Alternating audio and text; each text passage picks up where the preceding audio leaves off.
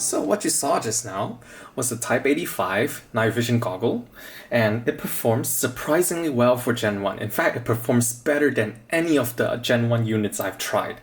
And maybe it should be no surprise because that is also one of the last ever, if not the last ever, Gen 1 military night vision unit that entered service. And it entered service, as the name suggests, in 1985. And that is an era where most countries, or rather most armed services, have already transitioned away from Gen 0 and Gen 1 into using Gen 2 technology. So, was there any justification for using this Gen 1 goggle in an age where Gen 2 was just starting to become mainstream? Well, let's take a look today. And before we dive into the unit itself, let's see what kit it comes with. So, for starters, let's go with the case. It comes in a rather nice plastic case with a strap that you can, carry around with you when you're not using it. And if you open the case, you will find the following items. Oh, let me just get the buckle off. You will have your instructional manual. Very nice. You have the goggle itself with its straps. Ooh, here we go. Close it up. Yup. You have the Type 85 night vision goggle itself. Very nice. Let's set it off to this side. And in the case itself, you will also have an IR illuminator that you can attach to the goggle's cold shield, like a flash to a camera.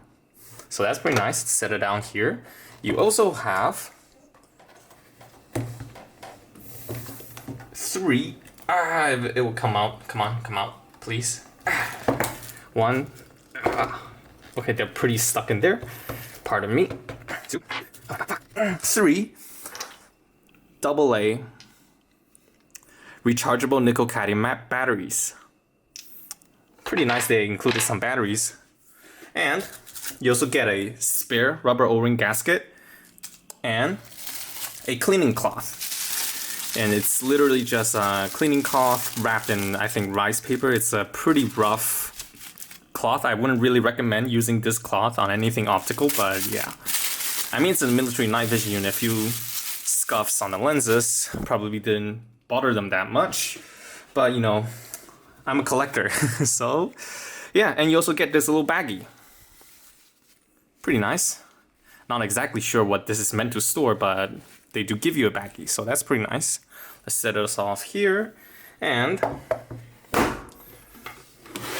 put this here. And you also get a charger for your nickel cadmium batteries. Maybe because chargers weren't really all that common back in 1985, and they didn't expect you to have a steady supply of AA's in the field. So you get a charger, and of course, a manual, and the charger itself.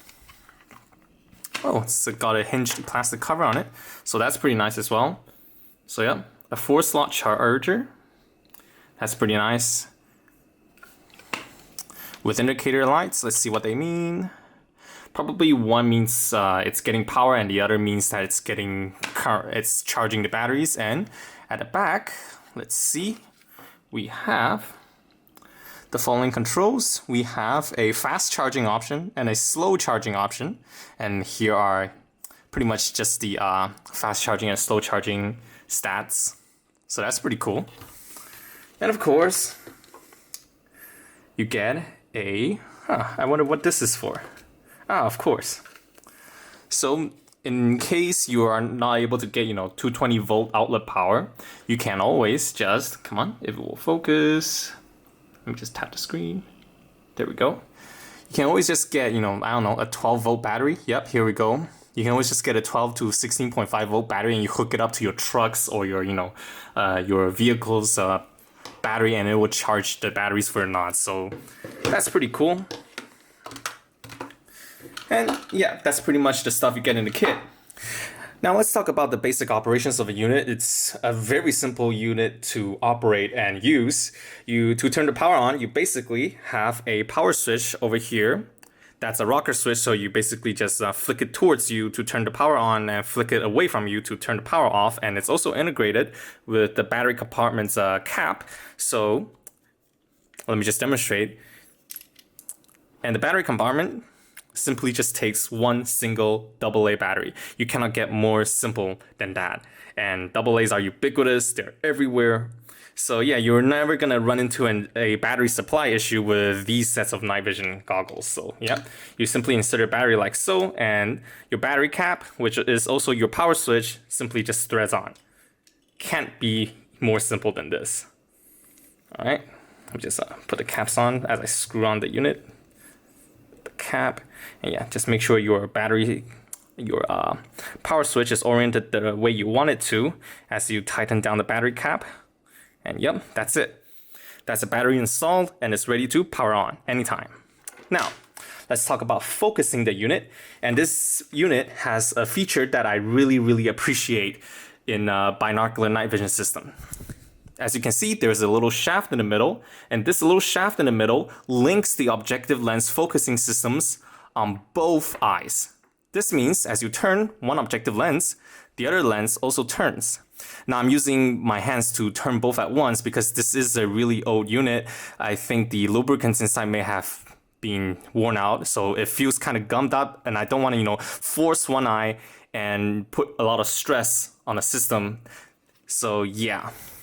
But anyways, even in this circumstance, you can, as you turn the objective lenses, the system, the focus synchronization system, basically make sure that both your eyes are focused at the same distance, at the same point.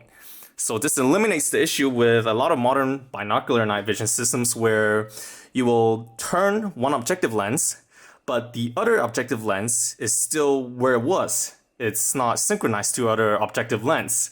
So this system solves that issue. You basically just have to focus once, unlike on modern night vision goggles or modern night vision binocular night vision systems where it isn't linked and you turn the objective focus on one eye, but the other one doesn't move.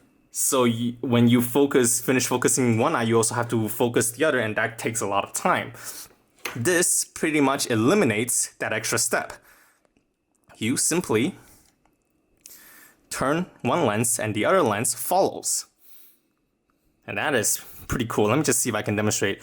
I don't want to put too much stress on the system, but yeah, you see? It basically turns as I turn the other lens. The shaft in the middle links the two focusing systems, so that's pretty cool.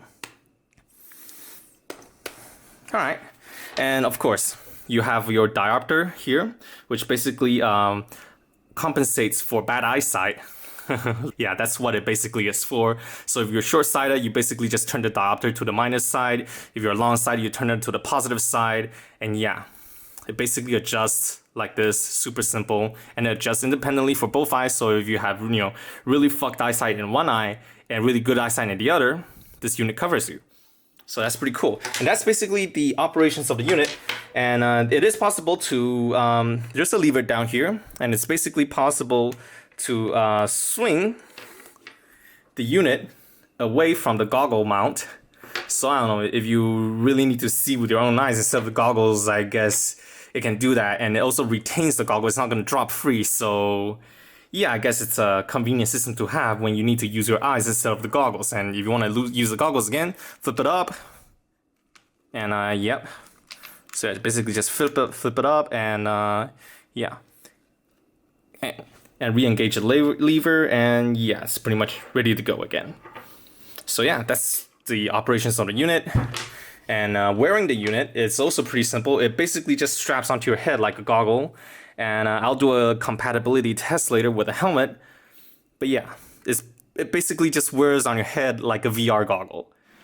Now let's talk about how you don the Type 85 and also about the equipment interoperability of the Type 85. Now I apologize for the low video quality because, well, I'm planning on using this night vision goggle, and of course I have to turn the lights and everything off in the room. And now what you're seeing is basically the Sony A7 IV's insane low light capability.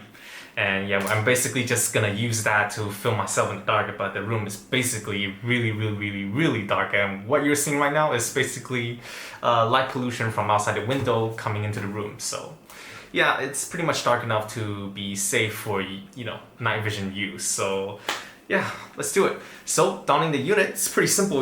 As I said, you pretty much just wear it like a set of VR goggles. In that, it basically just goes over your head. You pull it down to your eyes. And there's a chin strap over here. You route it from the left side over to the right side, and then you go back up to the rear plate of the goggle mount where there's a clip, and yep, it's clipped down, and now the goggles is on securely. I'm gonna just basically, and turn the power on, and I can see everything. Holy shit, it performs really well. Yeah, so yeah, that's basically how you don the Type 85 night vision goggle. I'm looking at the camera. Nice, everything seems to be focused. Okay, now let's talk about what you can use this goggle with. Now, because it straps onto your face like this, it is compatible with helmets, since the only things that are on top of the head are, thin rubber straps. So you can pretty much just don your helmet and it'll work. Yep, this is my Mitch helmet. Ignore the PVS 14 on top of the helmet. It's not it's not a protagonist today. So yeah, just like so, your helmet can go over the goggle mount. And not only that, because it's very thin rubber straps and it doesn't interfere with the ears, you can run comms and everything with it. And the only issue with this goggle mount is because it goes over your nose like this, and it pretty much just goes right against your eye, you cannot use any gas mask with it. I tried GP5, yeah. So sure, you can force it onto your GP5, but the issue is the goggle needs to be very close to your eyes in order to function, because the eye relief on this goggle is just non-existent, to put it kindly. So yeah, what you're seeing basically is what you can use with the Type 85 night vision goggle. Helmet, comms, no gas mask, unfortunately. And let's also talk about some defining characteristics of this night vision unit. That it actually has some advantages over the super modern Gen 2 Plus and Gen 3 stuff, namely in the resolution area.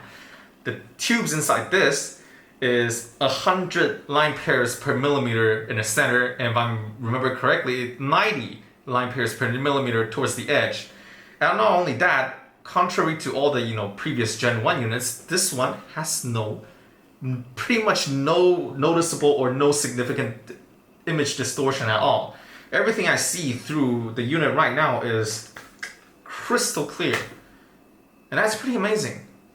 Oh yeah, something I forgot to mention is that the Type 85 also has quite a wide field of view for a Gen 1 unit. It has a field of view of close to 44 degrees, which means while a regular PVS 14 will see something like this, the Type 85 will see something like this.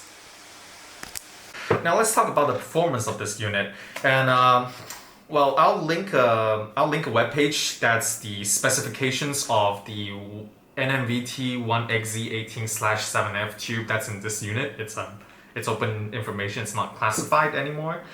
And what I can say is, the normal Gen 1s that you can buy off of eBay, and the Pulsar units, the PNV 5070s, those regular run-of-the-mill Gen 1s, they are probably good down to something like NL3, which is like partial moonlight levels. They're really good there.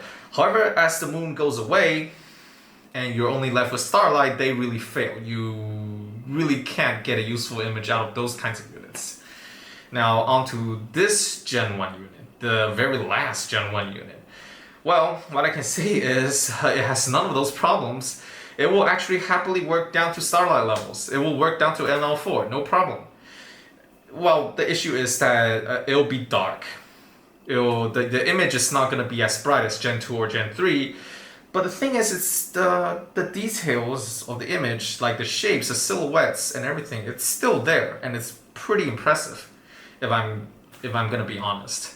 I never expected this unit to perform the way it has, and don't just take my word for it.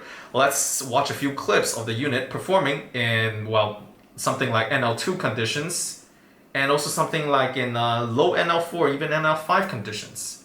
Alright, so for the performance test, we're going to take a look at how well this unit performs in basically high moonlight conditions and also in very low starlight conditions indoors. And, closest indoor analog to starlight condition anyways. And we're also going to take a look at how it performs in those conditions relative to other night vision units, namely a Soviet era Gen 1 unit with a Soviet era Gen 1 Acron OS EP33 Generation 1 image intensifier tube. And we're also going to compare it to a modern Gen 2 Plus, which is a Lindu LDNV016 with a modern Fallout spec NNVT Gen 2 Plus tube. So it's not mil spec, it's a rejected tube, but it still performs rather well for what it is. So yep. And also a PVS14, and this is a Gen 3 Omni 8 unit. It's one of the best intensifier tubes you can get. So we're also going to take a look at that. And well, to set the scene, basically just to let you know how bright or dark a scene is, we're going to use this. This is a Xiaomi Mi 11 Ultra with a rather impressive backside illuminated CMOS sensor behind a f2 lens. And this phone camera actually performs pretty well in low light. It's the closest phone camera I've owned that comes to human eye low light performance. So we're going to basically be using this camera to set the scene to let you know how bright or dark that place is. So yeah, let's go. This is distant light pollution from the city reflecting off the clouds down into the scene you see in the picture. The picture has been adjusted to appear as close as possible to what's visible with a naked human eye. The light levels in the scene are approximately NL2, which is probably high partial moonlight levels.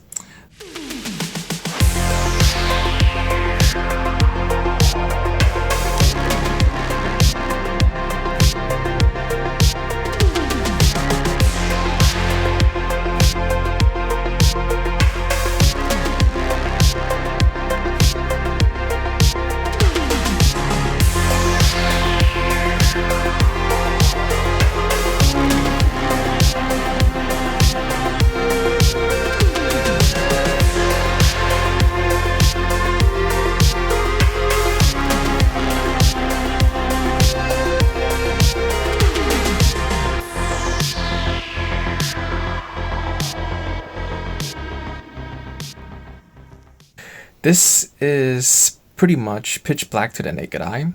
We're in a storeroom with the doors closed, all the lights off, and the only light sources are some daylight that has gone in through the house windows and then through under the door of the storeroom into the scene you see here. It is completely pitch black to the naked eye, and the only things I can really see with my eyes are little bits of stray bits of light reflecting off of the surfaces, the cupboards.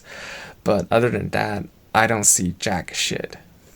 And there's really no point in taking a picture to show what it looks like to the naked eye because, yeah, let's be real, the phone cameras aren't gonna pick up jack shit.